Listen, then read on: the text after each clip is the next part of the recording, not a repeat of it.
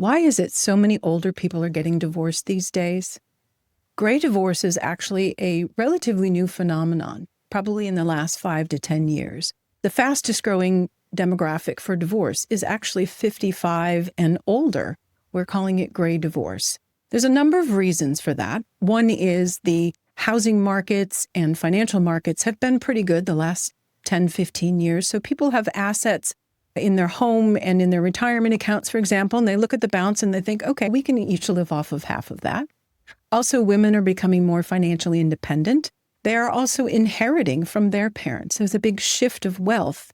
So now all of a sudden, maybe that wife who wasn't happy just inherited a couple $1,000,000 and she feels comfortable that she can get through a divorce and move on. The other is life expectancy and quality of life.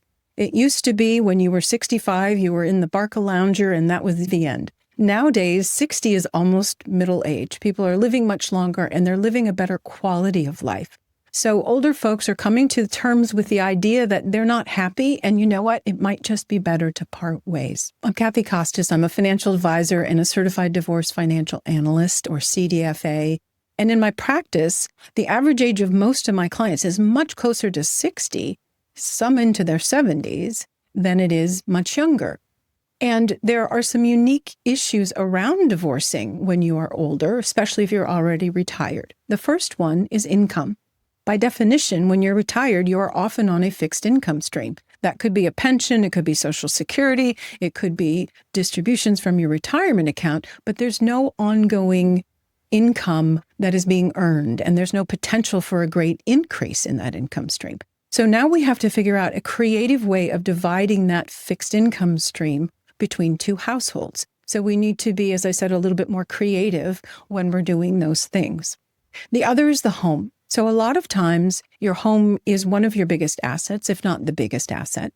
But now you're faced with needing to find two homes, two places for both of you to live. And if you've had your house for a long time, there may be large capital gains tax that you have to pay if you sell that house. If you're on a fixed income, you also may not qualify for a mortgage on a new home. So we look at things like retirement homes, 55 and up communities where housing is a lot more affordable. We can also look into reverse mortgages. Those used to be a big no-no, but anymore, because of changes in the structures and the recourse to just your home, they are an option, so something to consider in some cases. The other is health insurance. When one party of the couple is still working, oftentimes what happens is my clients will just go through a legal separation rather than a divorce, because that allows them to stay on that company health insurance plan. Because as we all know, getting health insurance on your own can be really expensive. So sometimes we do that, a legal separation, until both of the spouses are qualifying for Medicare, because then the cost can be much more reasonable. But that cost can be a big factor in deciding how do we do this and how do we make this work for both parties. The other is Social Security planning. Who starts to claim? If you're both already claiming, is there a spousal benefit? There's a number of rules, but essentially a divorced spouse can claim on the other spouse's Social Security benefit. You're entitled to the greater of your benefit or half of the larger wage earners, the larger benefit. It doesn't affect that person's benefit at all. They still collect the same amount, but you may be able to collect off of their earnings record. So that's another thing that we put together into our strategy. Also, those required minimum distributions. Now, not many of my clients are already in that phase, but soon to be looking at it. And that's going to change their tax bracket. That's going to change their cash flow. It's going to have an impact on their Medicare costs, perhaps. So another thing that we're looking at in a gray divorce that we're certainly not really thinking too much about when younger folks are getting divorced. Other things, life insurance. If you have a life insurance policy and you are older, it's almost always best to maintain that policy. It's difficult to get life insurance, and especially the older you get, if you have any diagnosis or any sort of issues, you may not be able to replace that policy. So we want to see how we might use that.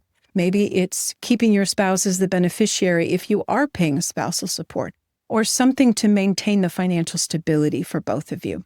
Long-term care insurance is another one. A lot of times we get that coverage during the marriage before the divorce is final, because you can actually get better rates and better policies when you're married. And even if you divorce, you still get to keep your policy. So that's another thing we look at, because especially if you're going to both be on your own, you're not going to have that other person to help you with your needs if you have long-term care issues, if you need assisted living and situations like that. But overall, what I like to remind my clients who are older and divorcing, they're really coming into their golden years. Their children are probably, if they have children, their children are older. You may have grandchildren. You've got a lot of special milestones coming up in your life. And if you can navigate this process at an older age in a less destructive way, maintain the family, come out of it so you can be at the grandkids' birthdays and graduations together, then that's really the goal in a gray divorce.